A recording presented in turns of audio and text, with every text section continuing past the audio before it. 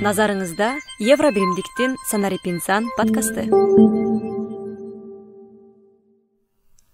Кутман күнүңүздөр менен ардактуу угармандар. 2023-жылдын эсебинен бүгүн Санарип инсан подкастынын алгачкы чыгарылышы. Барыңыздарды ушул жаңы жылыңыздар менен куттуктайбыз. Бүгүн берүүнү мен адаттагыдай эле Сапаргүл Абдинабиева жана кесиптешим Ажыбек Нурланов алып барат. Урматтуу угармандар, бүгүн бизде абдан кызыктуу коногубузду тааныштырып кетүүгө уруксат этиңиздер. 23-жылы биз бүгүн Санарип туризм тармагында сөз кылабыз. Бүгүнкү биздин коногубуз Назира Миникеева.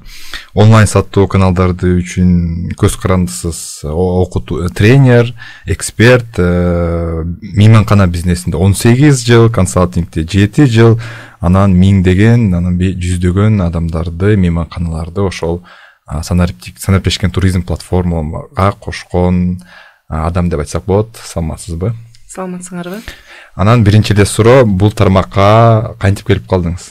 Ооба, 18 жыл мурун баардыгы салттык туризм менен алектенип жатканда, сиз кантип санариптик туризмге келдиңиз? Бул өтө кызыктуу окуя деп ойлойм. Мен ал кезде университетте старший специалист жана бухучеттун мугалими болуп иштеп жүргөм. Негизи өзүм бухучетту бүткөм, бухучет аудит.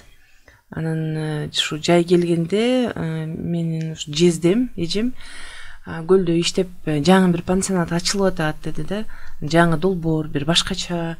Ал кезде ушу 2004-жылы Центр отдыха Радуга деген ачылып аткан. Бул биринчи Кыргызстанда ушундай бир башкача центр отдыха болуп ачылып аткан бир мейманканалардан бири болчу. Анан ошол жака 3 айга эле келип иштеп кет деди да. Ресепшн деп. Ресепшн эмне десем, ачкыч бересиң жана аласың деди да. Анан ойлоп койдум, аябай сонун жумуштур, ачкыч берип коем жана деп анан башка эчтеке кылбайм десем, ой жок, жашнак калып эле турасың, акыр башка кийип алып эле келгендерге ачкыч берип коесуң, анан ачкычтарды алып коесуң, бүттү, ошол эле жумушуң деп. Ал ресепшн деген эмне экен деп биринчи жолу уктум. Анан мен жайында көл сонунда аябай кызыктуу болду. Бардым, биринчи келгенде эле жолдон келатканда баягы эле айылдар, анан кийин эшик ворота ачылды. Дарбаза ачылгандан киргенден кийин эле таптакыр башка дүйнөгө киргендей болдум да. Бүт башкача, бүт өзгөчө да. Киргенден эле бүттү, ошоюнча ушул жакты сүйүп калдым окшойт. Анан 3 ай өткөндөн кийин кала бербейсизби, дагы иштей бербейсизби деген бир сунуш болду. Ошо боюнча калып калдым. Абдан кызыктуу. Анан ошол жактан кийин эми ал ысык көлдө болгон, бул жака келип негизги тренерлик мындай окутуучу катары ишмердүүлүгүңүз кандай башталган? Башында Booking.com'дан башталды эле да. Аны каяктан таанып калдыңыз? Бир айтканыңыз бар болчу, Казакстанга барып, ошол жактан билип деп. Жок, мындай болду да. Мен көлдө 7 жылда иштеп калдык. Андан кийин ошол жактан эле турмушка чыгып, Бишкекке келгенге туура болуп калды. Балдар да өсүп, ушу мектепке, школго даярдаш керек болуп калды. Анан келгенден кийин эле ушу бир Бишкектин бир отелине генеральный менеджер болуп келдим да. 4 жылдыздуу отель. Анан отель чоңой баштады. Чоңойгондо ал отельге дагы жаңы кишилер керек. Жаңы коноктор керек. Анан мен ушу российский бир сайттарда, ушу ательерлердин сайттарында дайыма карап, окуп, ушу жаңы маалымат алып турчумун. Анан карасам эле ушул жөнүндө эле айтылып атат, Booking.com. Эмне деген Booking.com? Book бул китеп, анан Booking это reservation. Бул эмне деп эле карап коем. Анын ичин дагы изилдеп карап турсам, карта боюнча карасам, Алматада бар, Ташкентте бар, Душанбеде бар. Бүт биздин СНГ мамлекеттеринде бар, 1-2 жерде. Кыргызстан жок. Анан жаздым аларга, чалдым, жазган эмес, чалдым. Неге ушундай биз дагы кошпойсузбу? Ушу бизде бир сонун отель бар, Бишкектин так борборунда десем, жок, кечиресиздер, биз кичине силерден мындай тынчпы же тынч эмес мамлекетпи деп мындай азыр коопсуздугубузду карап атабыз деп. Анан жашнакай эле баары жакшы, тынч, коноктор да келет. Ушунда бизди бир мындай мисал катары кылып киргизип көрбөйсүңөрбү Booking.com'го деп 2 ай кетти. 2 айлар менен сүйлөшүп атып, анан макулдугун берип, бизди платформага киргизди. Эң биринчи Кыргызстанда 2012 жылы ушу сентябрь айында 20 сентябрь эле ошондо киргизип, аны биз аябай окуп телефон боюнча договорда бир ушундук болчу. Азыр онлайн эле келет. Биздин мурда почта менен келип, ал договорду бир ай окудум го, наверное. Ошентип башталган да. Анан кийин башкалар да келип сурап башташты. Жардам берип койчу, түшүнбөй атам деп. Негизи ал кезде ичиндеги платформа абдан кыйын болчу. Трактордой эле болчу да. Азыр мындай салыштырып көрсөм, трактор эле болчу да. Анын өзүнүн баягы правилалары өтө кыйын болчу. Түшүнүшү да өтө кыйын болчу да. Анан ошентип эле бирөөгө жардам берип, экинчисине жардам берип, ушундай эле өзүм да кызыгып кеттим да. Анан карасам, элдерге мындай көп жардам керек экен да. Айрыкча бул биздин региондорго өтө кыйын.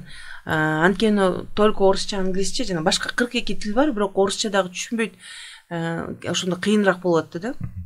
Ошентип анан кийин жардам берип атып эле 2016 жылы өзүм консалтинг компаниям ачылдым, туризм бизнес консалт деп.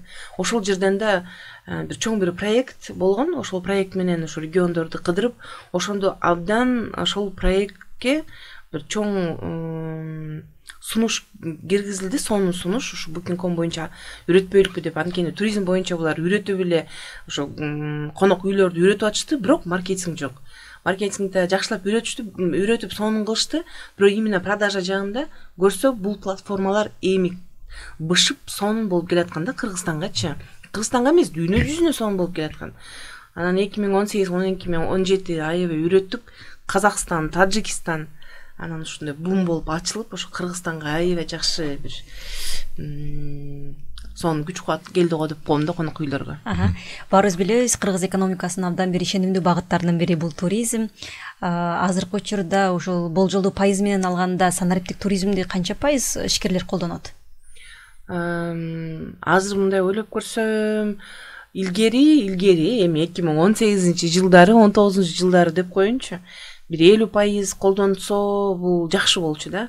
Азыр мындай карап көрсөм, жаңы кичинекей конок үй болсо дагы, ачылганда дагы булар ошо санариптик туризмге багыт кылышат да. Анткени ансыз булар билет, что туристтер келишпейт да. Эми 90% деп койсом болот, 95 деле деп айтсам болот да. Жакшы.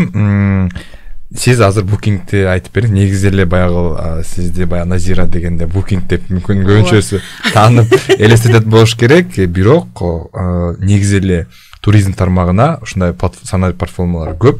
Анын ичинде Кыргызстанга да өтө ыңгайлаштыргандары бар деп айтсак болот. Booking'тен бөлөк башкаларды дагы айта кетсеңиз.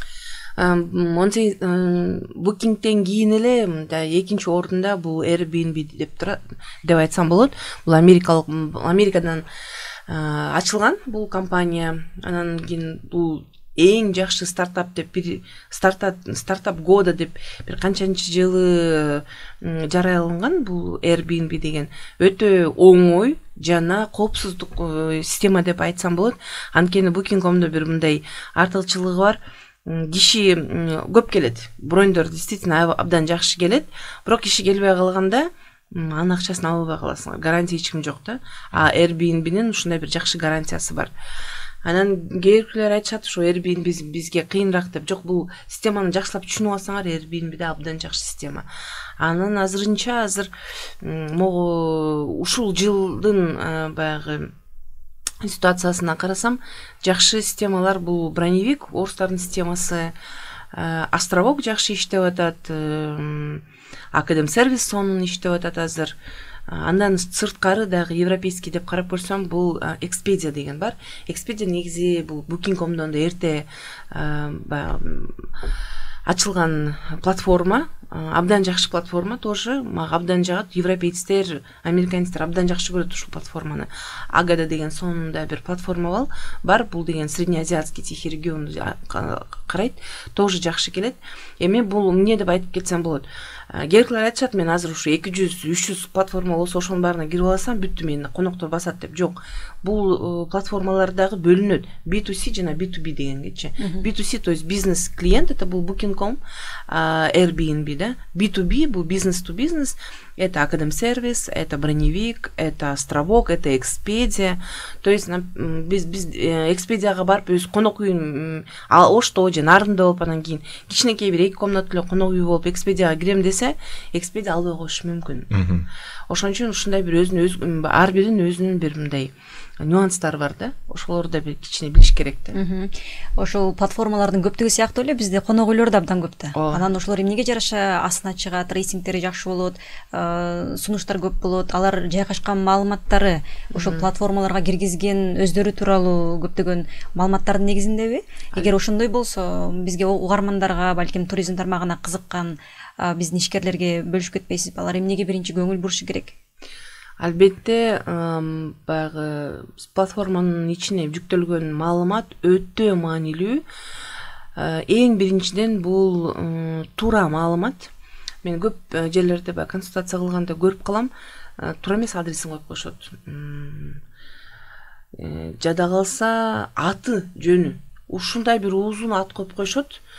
Анан кийин кыргызча, нукра кыргызча коюп коюшот. Ал биздин кыргыздар өзүбүз айтканга мындай кыйыныраак болуп коет.